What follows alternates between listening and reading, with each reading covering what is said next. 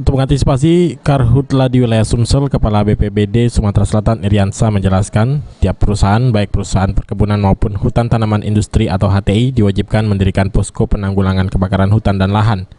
Bukan hanya mendirikan posko, perusahaan tersebut juga wajib melengkapi fasilitas pendukung lainnya seperti SDM, peralatan, pemadam api, hingga pengamanan, serta dilengkapi dengan informasi untuk mendeteksi munculnya hotspot di wilayah tersebut.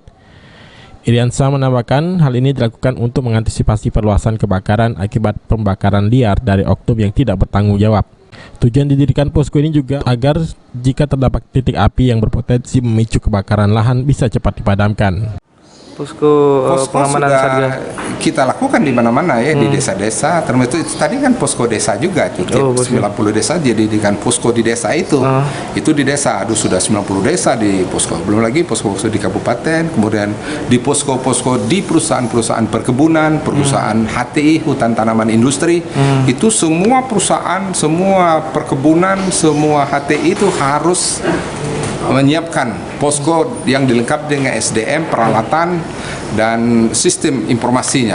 Nah, ini paling penting. Jadi pihak-pihak dunia usaha juga harus menyiapkan posko-posko lapangan.